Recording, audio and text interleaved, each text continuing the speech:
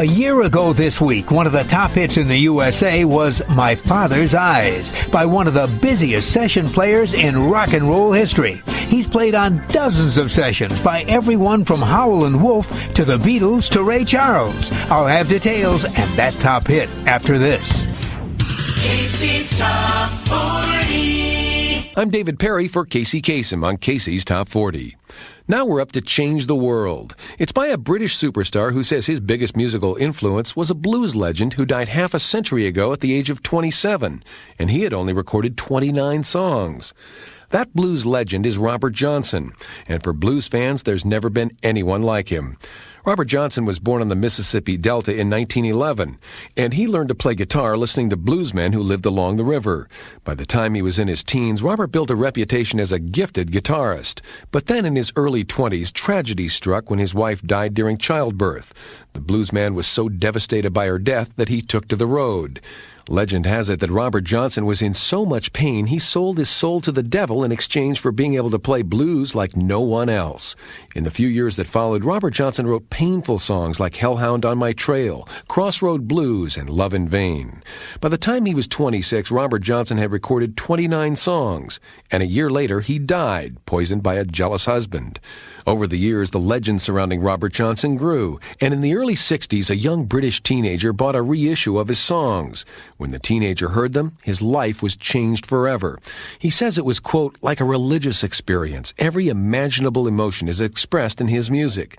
It came as a shock to me that music could be this powerful. Nothing influenced me more, unquote.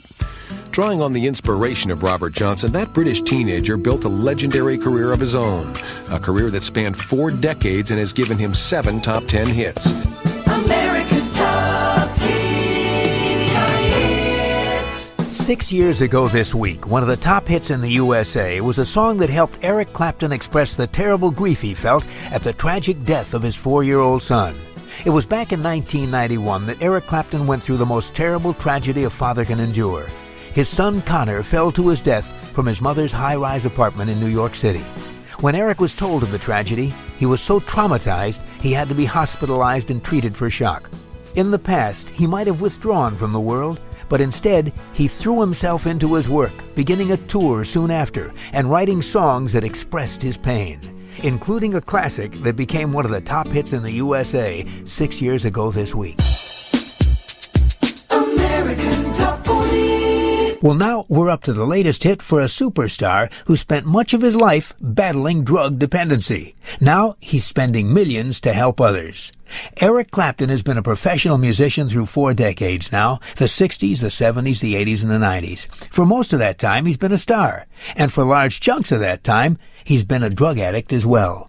He's spoken openly about his battle with drugs and his struggle to stay clean and sober. And now that he's been drug and alcohol-free for 10 years, he's sharing what he's learned the hard way by helping others with a rehabilitation center that he's building on the Caribbean island of Antigua, a center called Crossroads. Why Antigua? Well, Eric has long considered Antigua to be his second home after London. It's where he goes to get away from it all, to find peace and solace in the Caribbean trade winds. But in recent years, there's been trouble in paradise. Antigua has a growing drug problem of its own. And so Eric is building the center to help the people of Antigua fight addiction. Locals can go there to sober up for almost nothing. For those who come from other countries, the fee is $9,000 for a 30-day treatment, which is lower than the cost of most private facilities. Eric Clapton describes it as, quote, a Robin Hood type of thing. He's using his money to help those who can't help themselves. The hits from coast to coast. Slipping a notch to number 7 is Eric Clapton with My Father's Eyes, a song he describes as very personal. Eric never knew his father, and his young son died in a tragic accident. The singer says, quote, I realized that the closest I ever came to looking into my father's eyes was when I looked into my son's eyes. America's Top Hits. A year ago this week, one of the top hits in the USA was by one of the busiest session players in rock history. He's played on dozens of sessions by everyone from Howlin' Wolf to the Beatles to Ray Charles. This legendary guitar man began recording back in 1964 as a member of the Yardbirds. And in the years since, he's been a member of John Mayall's Blues Breakers, Cream, Blind Faith, Delaney and Bonnie, and Derek and the Dominoes. He's had a super successful career as a solo act as well. But in between all those acts, he's also done a lot of playing in the background. The list of artists this guitar legend has worked with is encyclopedic. It's a virtual history of rock music. Along with blues greats Howlin' Wolf and Ray Charles, and an appearance on the Beatles song While My Guitar Gently Weeps, this Englishman has played on recordings by Duane Allman, The Band, Chuck Berry, Bob Dylan, George Harrison, Joe Cocker, Phil Collins, Dr. John, Aretha Franklin, Elton John, Cyndi Lauper, The Rolling Stones, Sting, Tina Turner, and Lionel Richie, among many, many, many others. 1 year ago this week, as a solo act, Eric Clapton had one of the top hits in the USA.